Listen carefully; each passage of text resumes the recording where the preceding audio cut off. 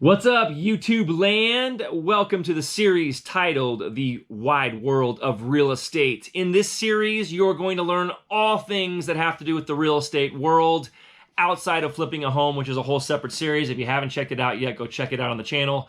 This series is dedicated to everything that has to do with real estate in the professional and investment worlds, anywhere from how to become a real estate agent and licensed, all the way into how to use a self-directed IRA to invest in real estate itself, and everything in between, including contract law and all the questions that have arisen before I started this series. So, without further ado, let's get into the next video in the wide world of real estate. Cue that intro and the music. Here we go. Just hit a button, Morty. Give me a beat. Oh man, okay, all right. Free my soul, just let it go. I wanna roam on my own, just let it go. Free my soul, just let it go. I cause a storm when I'm at home, just let it go. Sipping in the sea, I don't know what this means. Spilling liquor all over my jeans. Who would've known I'd be battling a fiend? Is this my fate in this hip-hop scene? High like a kite, but I'm down on my knees. Battling enemies of my nightmare dreams. Open my eyes as I stare at screens. Hoping my lies are believed by machines. Knowing my crowds are playback scenes. No one feeling that pain that precedes. Killing or murder don't make me better. Teenage mutant, I'm more like Shredder. G's in my pocket, I call that cheddar. Nine on my waist, I call a go-getter. I cut the string. All right, so let's dive right into this. The analogy of a market analysis. You're going to learn in this video what it is, if you haven't already. You're going to learn how to read one, and you're going to learn how to put them together yourself. And that is going to be very useful in the world of real estate, the wide world of real estate, because a comparable market analysis, or a CMA, helps determine actual value, not price, of a property. And so that's going to help you in determining what price you're going to list the home for your clients or for yourself, depending on if you're going to flip a house or not. It's also going to help you determine the purchase price if you're helping a client purchase a property, or yourself if you're looking as an investor to trying to figure out what the real price of a property is based on comparables. And so there are two major components of a market analysis, and that is going to be the subject property, so that's the home you're evaluating, and the comparables for that property, okay? Other components can consist of all the factors you're going to be putting into the CMA itself. So that's square footage, location, number of bedrooms and bathroom, list price and sold price. So that's going to be other properties in the area. And the year built is a big deal. A lot of times, the date that it was sold and the price per square foot. These are all going to be stats and information that you're going to put together during your CMA in order to determine the actual value. And you're going to see how you can build these even with properties that are not like kind. In other videos I've talked about, a comparable market analysis explains that you need to have like kind properties. For instance, if you're looking to try and evaluate a 4-bedroom, 3-bath, 2,000 square foot house, then you need to find other properties that are 4-bedroom, 3-bath, and 2,000 square feet. That is correct, but what if you can't find any of those in that neighborhood or even within a radius that are even close to the same stats of that subject property? So you're going to learn how to basically add and subtract value of those things in order to get to what's called a net present value of that property, okay? So when you're deciding on which comparables to use, you have to keep the following items under consideration, okay? Number one, you need to make sure that like we talked about, they're similar to the subject property, okay? So you have to have similarity. You want to make sure that you're comparing things in the neighborhood that you're looking to evaluate on this property, all right? So it's got to be comparable neighborhood. All right, recent sales. This is very important. Recent sales need and have to, and they should, carry more weight than older or past sales. So we've talked about this before. You want to start with a 3-month window of time. And if you can't find the minimum number of properties, which we'll talk about, that you can compare to within that 3-month window, then you have to go further out in time.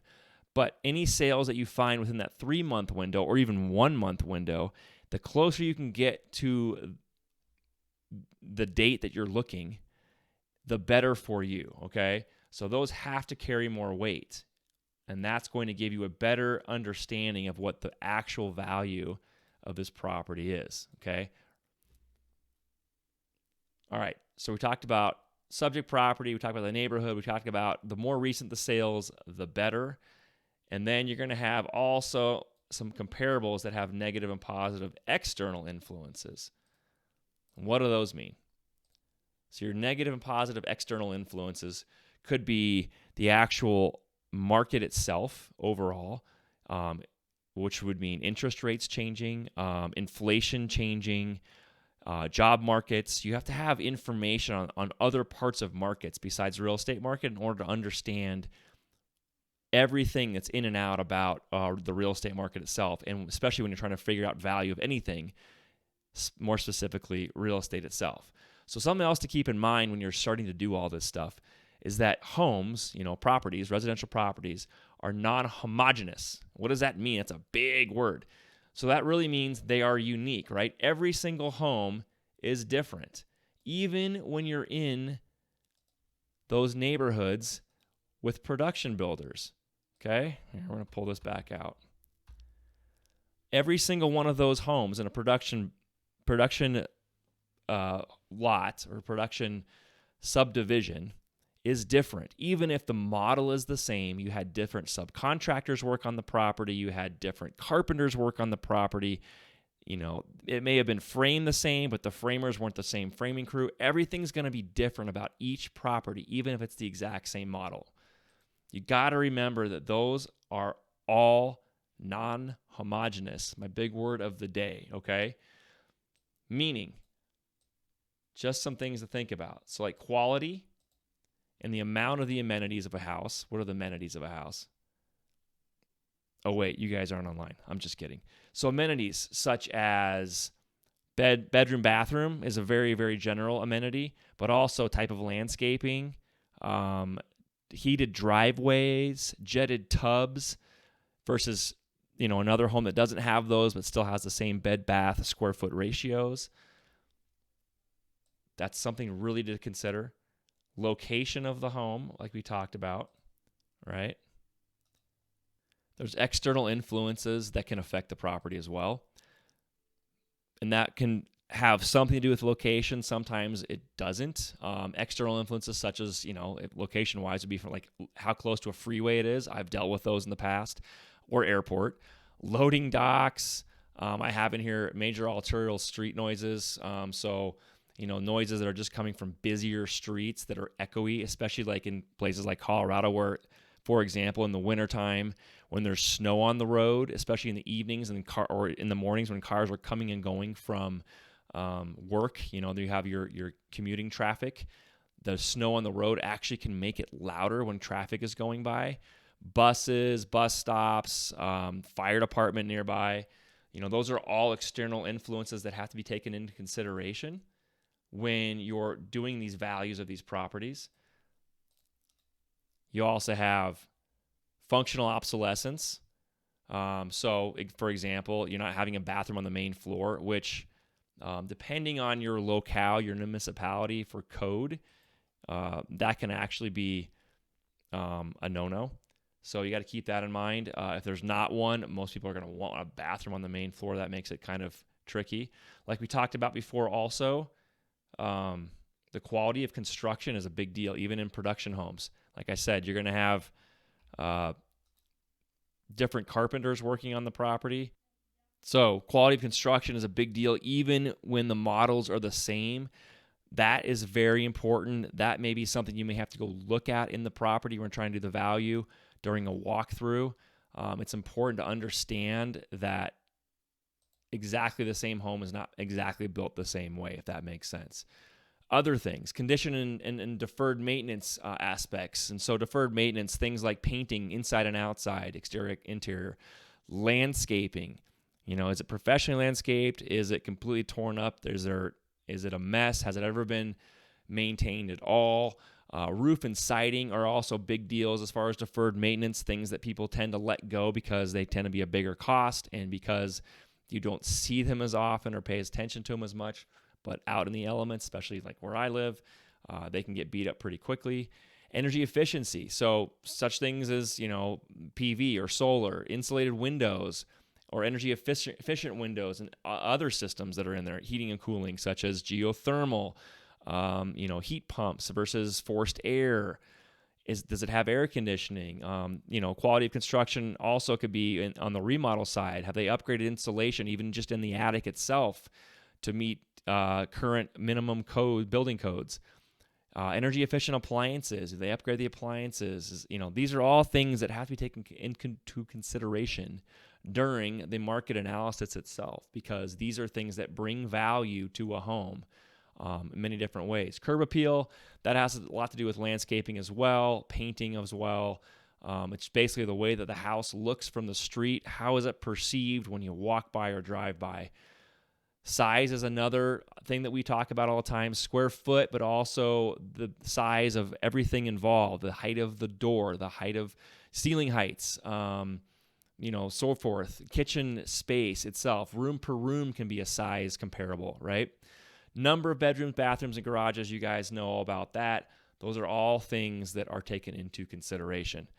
All right, so something else to take into consideration, you've probably looked at this at once or another, and if you haven't, you should. In your local municipality, your county has an assessor's website. Most of them do. Or if not, they have a physical location for the assessor where you can get information.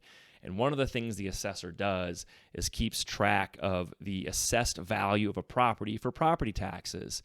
And the assessed value is figured out by improvements to the raw land itself. And that includes water taps, sewer, or septic systems of some sort, all the way up to building a structure on the property. Those are all improvements to the land itself, okay? So the amount of funds that's needed to build a structure gets added to the cost of the land, and that's defined as the cost of the property, okay? So that includes all the building costs, materials, shipment of the materials, admin fees, labor to build the home itself, any costs involved in acquiring the land. That's including realtor fees too, a lot of times. So it's not necessarily that's the value that you're looking at of the property, but this improvement represents the actual cost to acquire the land and make the improvements, i.e. build a home. So if the analysis is performed sometime after that land has been purchased, then that current market value is used in the analysis instead of the original cost, if that makes sense. So cost and value, just keep in mind, are not the same thing, okay? And that's something I've talked about on my podcast before. I've talked about in other videos. It's, we talk about worth versus value, but cost and value are not the same thing, okay? So keep that in mind. Okay, so what are we determining market value for? What are the reasons? Reasons for determining market value. The home is being priced for sale, meaning you're trying to figure out the actual list price of this property for your client, or like I said, for yourself, if you're an investor. What can I actually get for this home, right? So you use this market analysis to determine that actual price to list. A property is involved in a divorce proceeding. So what that means is there are unfortunately two people getting divorced, and there needs to be an actual value assessed of this property, and that's a market value, the same way you would determine the value if you're going to sell the home. And sometimes in a divorce proceeding, the two parties involved decide to sell the house, and they just go ahead and split the proceeds 50-50 or however they determine, they've agreed to, and they actually do put the house up for sale. In other realms, one or the other person does not want to sell the home, and they've decided that that person gets to stay there and live there and accrue all cost moving forward after the divorce is finalized. But in order to determine a fair value of all of those things, you have to get a market analysis done, because you still need to know what that property is worth, okay? So you may just do a market analysis to determine the actual market value of the property in order to make sure that things are fairly done during the divorce proceeding. You may not actually sell the home, but there has to be a value assessed to it. The home is tied up in an estate, same kind of process. You're trying to determine maybe one of the parties involved wants to keep it. You still have to figure out, how you do a buyout of that certain property if you're going to keep it and it's otherwise owned as joint tenants or so forth. So you have to figure out a value in order to make sure that other people can get bought out of the property, just like you would do with any sort of business sale. Eminent domain is being exercised by the government. Now, this is pretty rare these days, but it certainly does still happen. And what eminent domain is, and I've been asked this very recently, which is kind of ironic that I'm doing this right now. I didn't even think about this, but eminent domain is where the government comes in and they're going to basically take away property from the public, okay? So they're going to walk up and say, hey, we're going to build a freeway right through your backyard. We have to tear your house down. So we're going to need to buy the house from you. So we need to determine what the value of this house is as of today, and we're going to give you a fair market price for this house based on that market analysis, and we're going to give you the money and tell you need to leave. So that's what eminent domain is. They're just basically forcibly taking your property, but they have to forcibly take it by market value. So an analysis needs to be done. Last one, and probably the most popular one right now, is the house, especially the last few years, is getting refinanced. So we got to know what the actual home is worth right now to make sure that the lender is still cool with giving you a new loan at a lower, obviously they're doing a lower interest rate, and may even be starting the amortization schedule over. We need to know how much that house is worth in order to make sure our numbers line up to give you a new loan, okay? So those are all kind of the most important reasons why you would be doing a market analysis. So now we're going to talk about the two most effective ways to do a market value, a market analysis. That is what we just talked about. So a CMA, or a comparable market analysis, is one of them. The other one's a real estate appraisal, which is another tool that banks use when doing their refis, or they're going to lend on a property you're about to buy. Okay, the price is the actual price of the home when you're determining how to get this analysis done. It may be underpriced or over market value. So just keep that in mind. You may get all your information and then list it below what your market analysis tells you, or above, depending on if you think that's a conservative CMA. That's another kind of tool you can use to really get an aggressive price going if you want, okay? But the appraiser's job is always going to be to get the information to the bank to make sure that the bank is going to be in a good position and their risk as low as possible when they're going to give you money to either refinance out of the current mortgage you have or to purchase a property itself, all right? So the role of the appraiser is simply valuing the property using any of the approaches that they've been taught in appraiser school, okay? So, and most appraisals are at a minimum the sales comparison approach. We're going to talk about all three of them, though. So that's the job of the appraiser, is to get the most accurate information possible to the lender in order to tell the lender green light or red light on lending on a subject property, okay? All right, so like I said, the sales comparison approach is the most popular with appraisers, but we're going to go through all three of them, and starting with the cost approach. All right, the cost approach.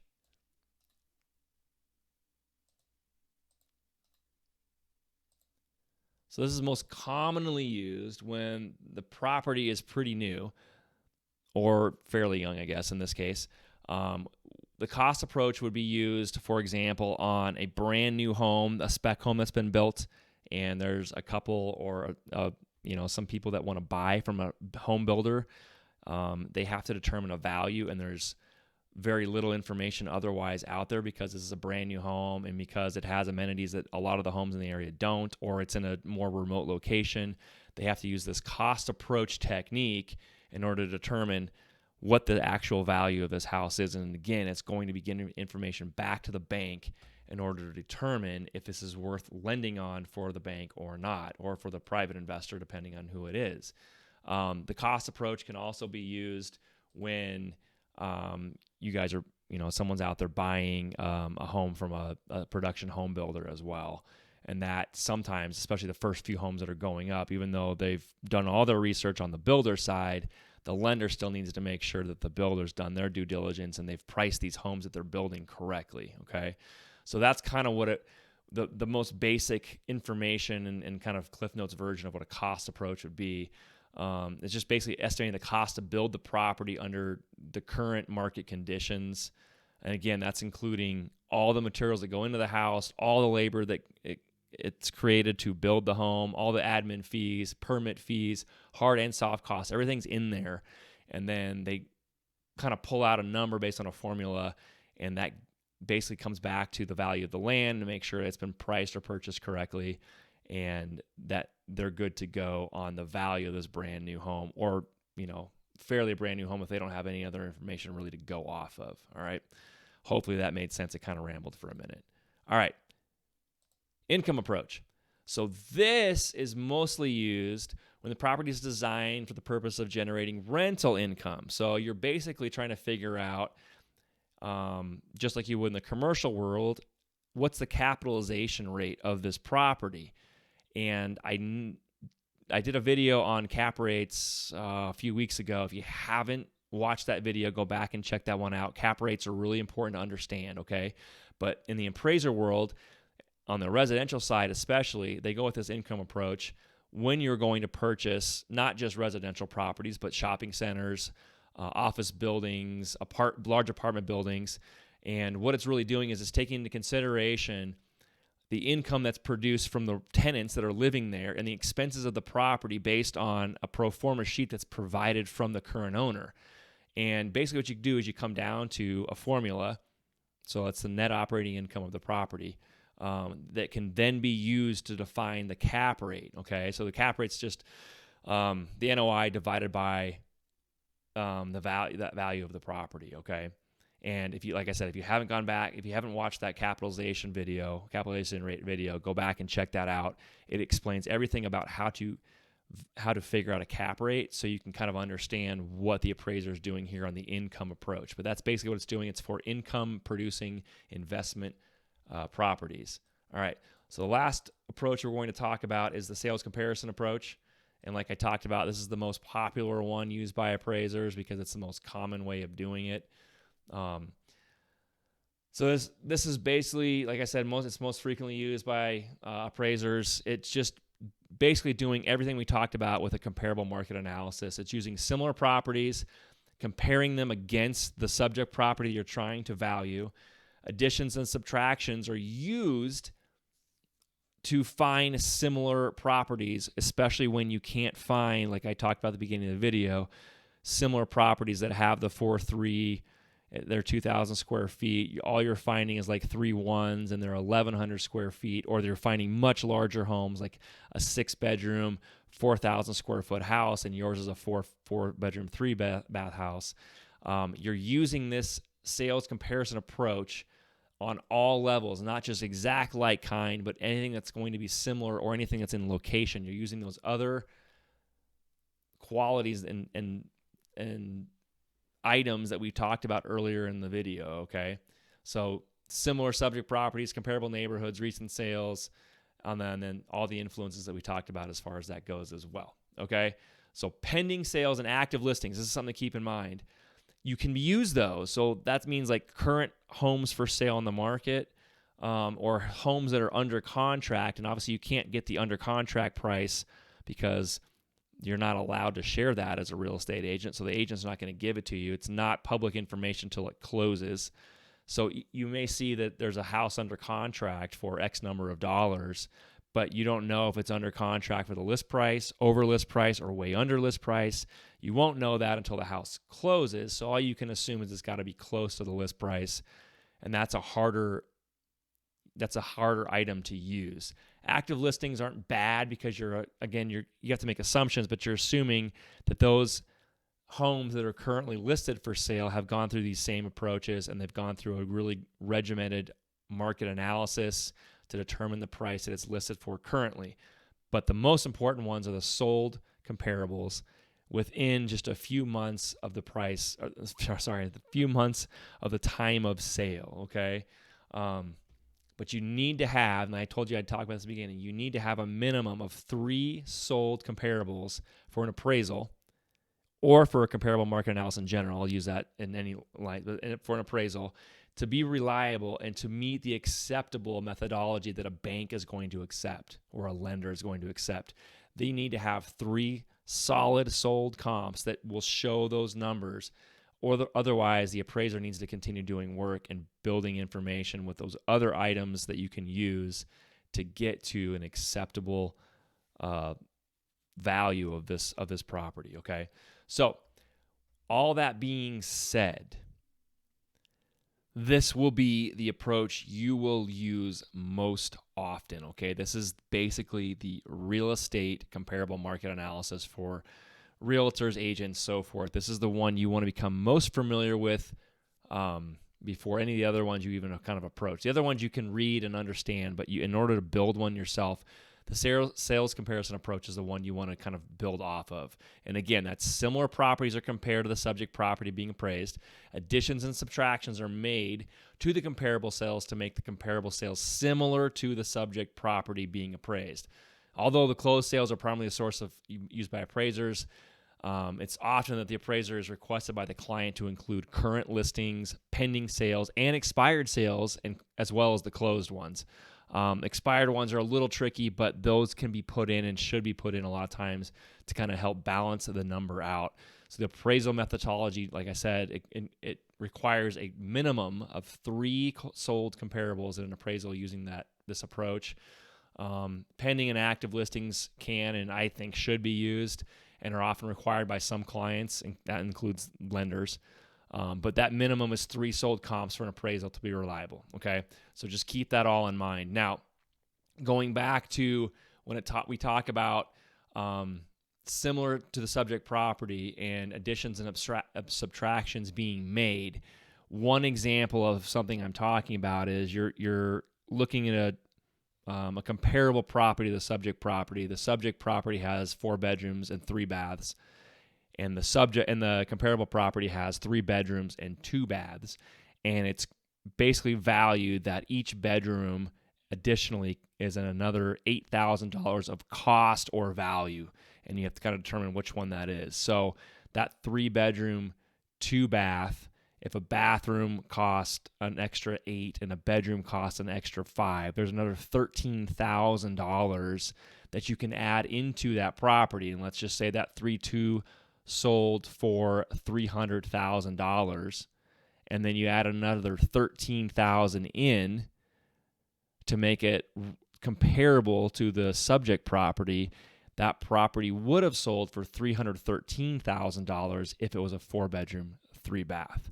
And that's how you do the additions and subtractions based on amenities and items within, and those all have values that are basically determined by your same CMA, okay? Hopefully that makes sense. Like I said, there's other videos in the How to Flip a House series that you can go back and check out right now. But as far as this video goes, that's going to cover everything we're going to talk about today. Stay tuned for the next video in the series, in the wide world of real estate. If you haven't seen the first video that came out, go back and check that one out. I'll leave some information in the description as well. I appreciate you guys. Thanks for watching. And make sure you guys hit that like button on the way out. Subscribe to the channel if you haven't already. I really appreciate that. It helps me out. Hit that thumbs up. That helps us get more feed and education out there. And if you got any other questions, you can DM me on Instagram at Shane Bailey Builder. Once again, this is the next video in the series, Wide World of Real Estate. Thanks for watching. Check out our podcast if you haven't already as well, on all platforms, Apple, Spotify, Google, all the fun stuff. Built by Bailey's podcast is out there. Plenty of fun topics we talked about with lots of amazing guests. Until next time, guys, I appreciate it, and I'm out of here.